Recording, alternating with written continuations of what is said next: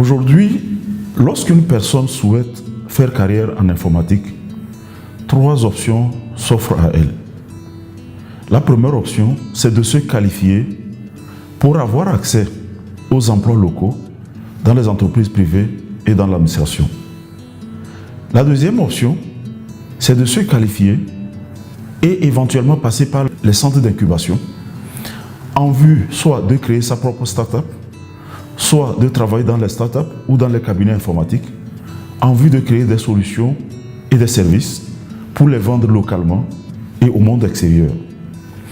La troisième option, c'est commencer ses études dans son propre pays et aller les poursuivre soit en Europe, soit en Amérique du Nord ou dans les parcs technologiques en Afrique en cours de création. Je veux parler de Konza Technology City au Kenya, je veux parler de Hope City au Ghana voisin et dans les autres parcs technologiques à travers le continent africain. Ces 3 zones-là, l'Europe, l'Amérique du Nord et les parcs technologiques en cours de création dans les pays africains constituent de grands pôles d'attraction pour des jeunes qui ont su développer leur talent en informatique. Pour vous aider à prendre votre décision, je voudrais d'abord vous expliquer les différentes branches d'informatique dans les universités et ensuite expliquer la différence entre les diplômes et les certifications professionnelles en informatique. L'informatique, c'est l'ensemble des sciences et techniques qui permettent le traitement, la transmission et le stockage de l'information. À travers l'ensemble des universités dans le monde, on peut distinguer globalement 8 branches d'enseignement informatique. Et certaines d'entre ces branches ont des spécialisations à l'intérieur de la branche elle-même. Il s'agit de systèmes d'information, il s'agit d'informatique de gestion, réseau, système et sécurité informatique, informatique, mathématiques appliquées à l'informatique, génie logiciel, génie informatique et génie électrique. En clair, plus vous descendez ce tableau, plus il faut être fort en maths pour faire des études brillantes dans ces branches-là. Lorsque vous étudiez à l'université dans une branche donnée, vous pouvez faire carrière dans les branches au numéro inférieur. Mais c'est plus compliqué dans le sens inverse. Lorsque vous étudiez dans les branches 6 à 9, c'est-à-dire que mathématiques appliquées à l'informatique, génie logiciel, génie informatique et génie électrique, il est hautement conseillé de faire au minimum le master pour peser lourd sur le marché du travail international. Par contre, lorsque vous étudiez dans les branches 2 à 5, c'est-à-dire système d'information, informatique de gestion, réseau, système et sécurité informatique et informatique, on observe que généralement, dans ces 4 branches-là, généralement, les gens préfèrent s'arrêter à la licence et se lancer dans le système de formation professionnelle en vue d'obtenir des certifications professionnelles.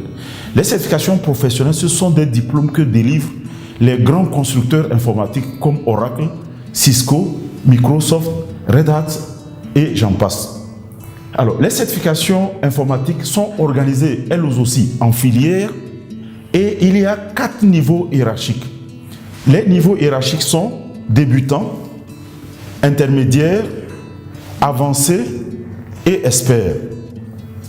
Lorsque vous avez fait une licence ou un BTS, et si vous avez les moyens pour vous immerger dans un centre de formation spécialisé comme IPNet Expert, cela va vous prendre 2 à 3 ans en fonction de votre ardeur au travail pour passer du niveau débutant au niveau expert. Je donne un exemple. Pour les technologies Cisco, vous préparez l'examen CCNA au niveau intermédiaire et vous passez 3 examens au niveau avancé qu'on appelle CCNP et ensuite vous entamez le dernier examen qu'on appelle CCIE. Remarquez que pour les certifications professionnelles, vous n'avez pas besoin d'avoir étudié l'informatique à l'université avant d'entamer un cycle de formation professionnelle en informatique. Alors, je reviens ici pour dire que c'est lorsque vous voulez faire carrière dans le système d'information, informatique de gestion, réseau, système et sécurité informatique et informatique, vous pouvez très bien vous arrêter à la licence et mettre le gros de vos moyens pour passer sur les certifications professionnelles, parce que pour briser les portes de l'international, votre compétence sera évaluée par rapport aux certifications professionnelles. Alors, je reviens sur les 3 options qui s'offrent à quelqu'un qui voudrait faire carrière en informatique. J'ai dit la première option, c'est se qualifier pour avoir accès aux emplois dans les entreprises privées et dans l'administration dans son propre pays. Alors, pour les gens qui veulent emprunter cette voie, ils étudient à l'université dans l'une des 4 branches que j'ai citées, système d'information, informatique de gestion, réseau et système informatique et informatique. Ils s'arrêtent au niveau de la licence et ils entament le cycle de formation professionnelle. Ça, c'est la meilleure manière pour avoir accès aux emplois localement. La deuxième option, j'ai dit, se qualifier, passer par les centres d'incubation et créer des solutions pour les vendre localement ou au monde extérieur. Dans ce cas, c'est mieux d'étudier la branche numéro 5, c'est-à-dire informatique, ou la branche numéro 7, génie logiciel, obtenir votre licence ou votre master ou au-delà, et vous passez par les centres d'incubation, dont le rôle est de transformer un ingénieur en homme d'affaires. Et avant de vous lancer dans la création de solutions pour les vendre au monde extérieur. La troisième option, c'est d'aller compétir avec les autres jeunes dans les parcs technologiques qui sont en cours de création. Je voudrais parler de Konza Technology City, dont la construction a commencé en 2013 et qui offrira à terme 300 000 emplois. Il s'agit de Konza Technology City au Kenya et de Hope City au Ghana voisin, dont la construction a commencé en 2013. Il est prévu qu'il y aura 50 000, le gouvernement ghanéen espère la création de 50 000 emplois. Mais ça ne sera pas seulement les Ghanéens qui seront employés là-bas. Parce que ceux qui vont venir créer les entreprises, ça peut être des entreprises américaines, israéliennes et autres. Et là, ils vont chercher des professionnels aguerris.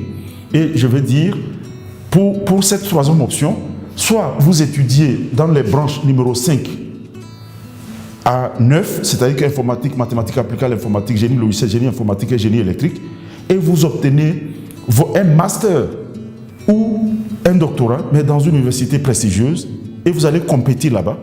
Ou alors, vous étudiez dans système d'information, informatique de gestion, réseau, système et sécurité informatique, vous faites une licence et vous vous lancez dans les formations professionnelles. Et en ce moment-là, pour espérer véritablement compétir avec les gens, il faudra que vous soyez au niveau expert.